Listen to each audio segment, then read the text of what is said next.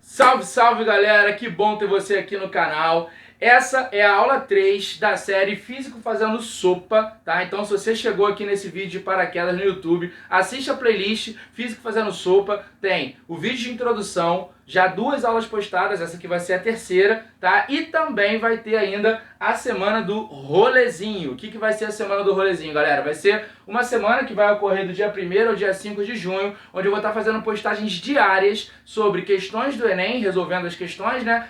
Que os tópicos das questões que eu selecionei foram temas que eu abordei nas 2 primeiras séries aqui do canal. De hoje, a gente vai estar falando, galera, sobre pressão do gás e a estrela da nossa série, que é a panela de pressão, porque a série Físico Fazendo Sopa começa com um vídeo de introdução, onde eu tô lá fazendo a sopa, o vídeo tá bem legal, assiste lá, e a panela de pressão é que faz tudo acontecer. Então, a gente vai estar aí falando um pouco sobre a estrela dessa série, que é a panela de pressão. Para falar sobre ela, vamos falar algumas curiosidades, né? Bom, a panela de pressão, galera, ela foi inventada no final do século XVII pelo físico francês Denis Papin, que é esse aí, ó, que tá aparecendo do ladinho. A galera tinha esses cabelões assim, caracolados, né, chiquérrimos. Papin criar essa panela de pressão. A física existe, galera, pra gente solucionar problemas e demandas que surgem na nossa sociedade. Então, naquela época, surgiu uma demanda, um problema, que quem enfrentava eram os alpinistas.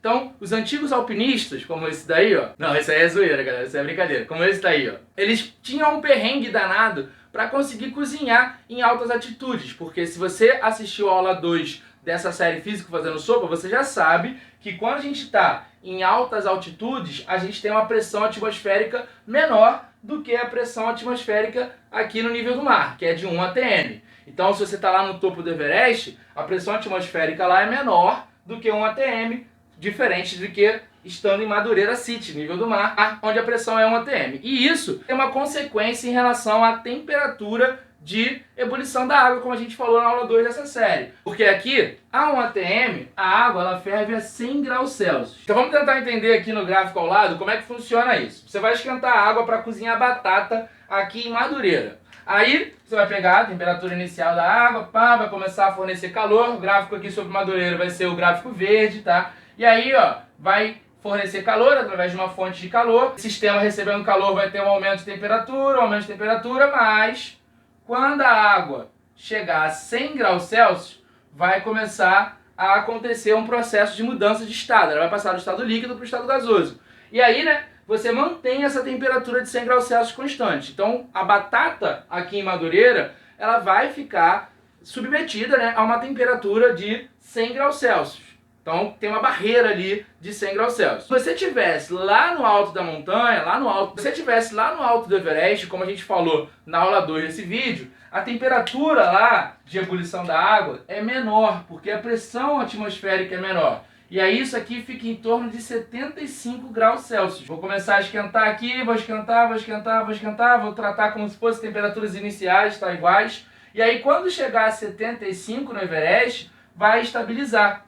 Então, a batata lá no alto do Everest vai ficar submetida a uma temperatura máxima de 75 graus Celsius. E aí, como ela está a uma temperatura menor, ela está imersa num sistema onde a temperatura é menor, acaba que o tempo de cozimento aumenta. Então, para suprir essa demanda dos alpinistas, o Denis Papin começou a estudar isso, esse sistema. Será que eu consigo criar um sistema que, ao menos, consiga igualar aqui nas altitudes a pressão ao nível do mar, porque aí eu mantenho mais ou menos esse tempo, e se puder ainda, né, aumentar essa pressão, porque aí eu consigo diminuir o tempo de cozimento. Ele estudou que essa relação era real, então quanto maior fosse a temperatura que o alimento tivesse submetido em água, mais fácil vai ser para cozinhar ele, então menor seria o tempo de cozimento, e ele pensou em criar esse sistema. Foi aí que ele criou a panela de pressão, só que a primeira panela de pressão, galera, é bem diferente da panela de pressão como a gente conhece hoje. Então, dá uma olhada na panela de pressão aí que o físico francês Denis Papin criou.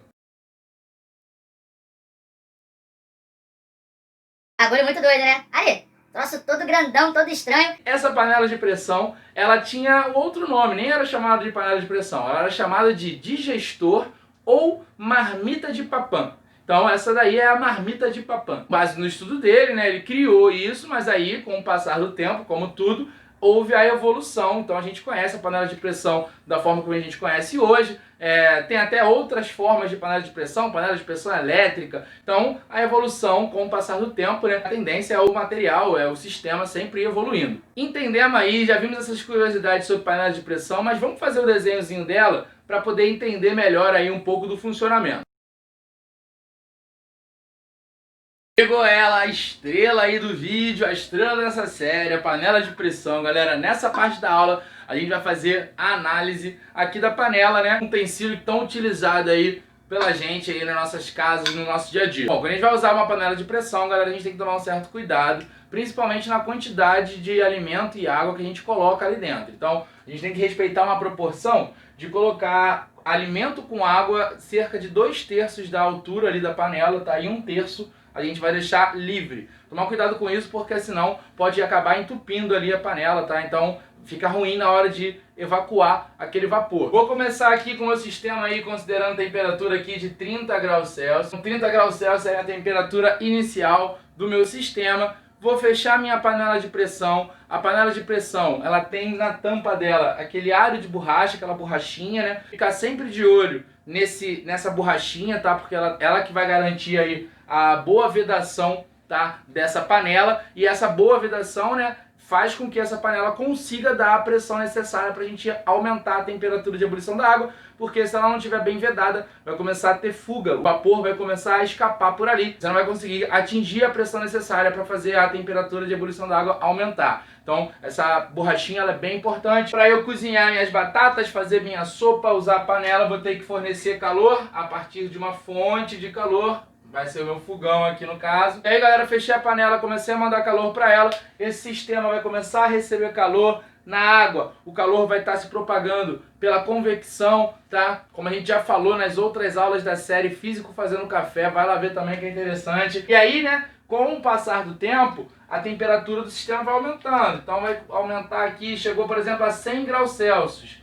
Esse ar que está aqui dentro, galera, ele vai começar a ter mais agitação, porque como que funciona o estado gasoso? Ele funciona de maneiras diferentes do estado líquido, do estado sólido, porque as moléculas que compõem o estado gasoso, elas têm um alto grau de liberdade.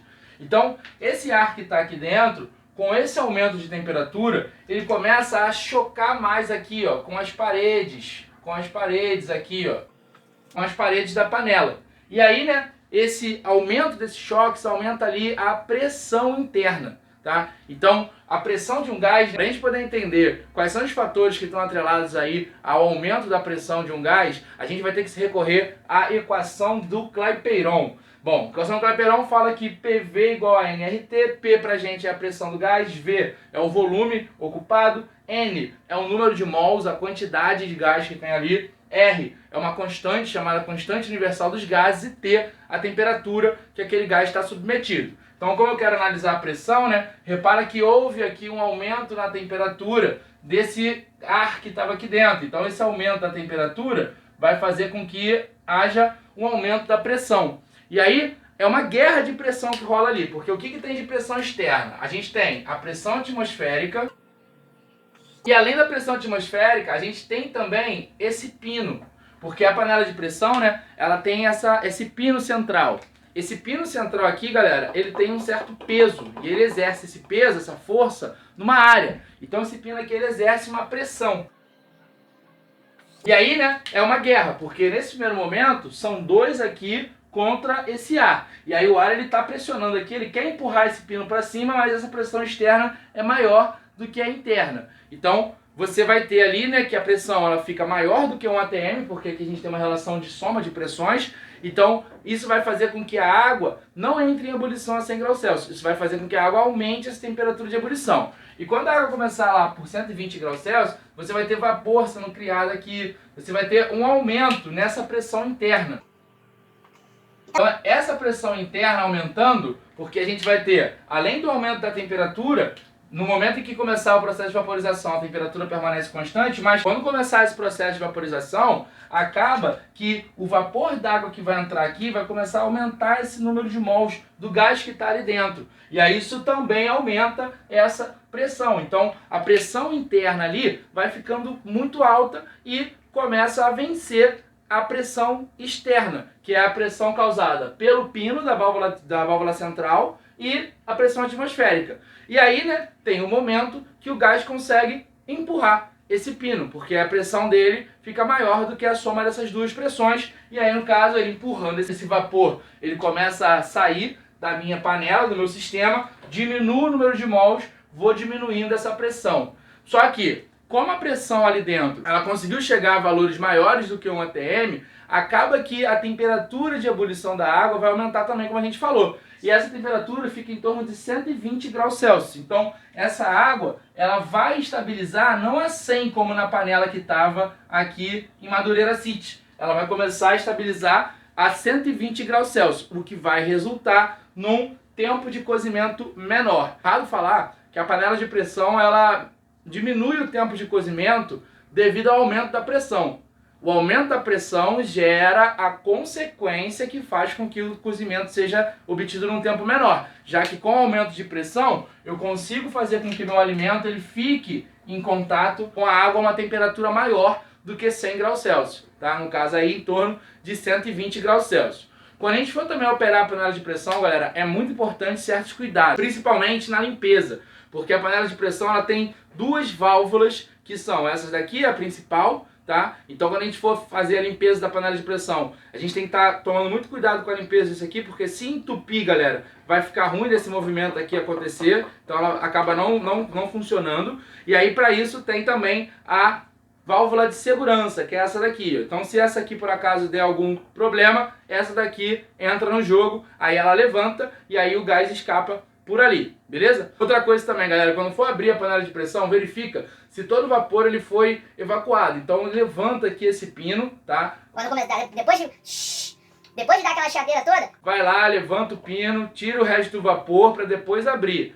Tem gente que acha que se colocar a panela de pressão embaixo d'água ajuda. Aí assim, se você colocar a panela de pressão embaixo d'água, você vai estar diminuindo a temperatura interna. E aí você consequentemente diminui essa pressão. Porém, quando você molha a panela, acaba que você vai reduzir a temperatura, e quando você muda a temperatura de um corpo, ocorre um processo chamado de dilatação.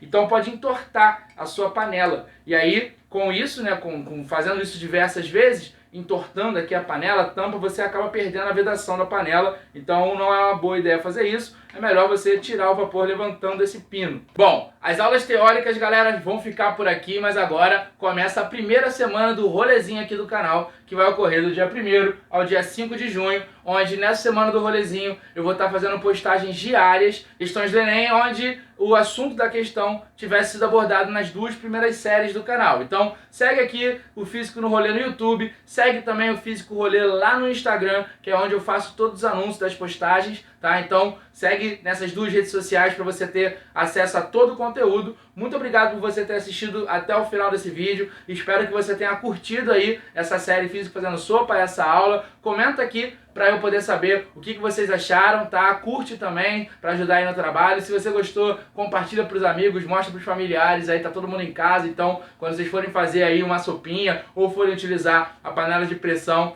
vocês lembrem desses conceitos e entendam que tem muita física por trás do simples uso de uma panela de pressão. Essa é a ideia aqui do canal. E, como é de praxe, até o próximo rolê!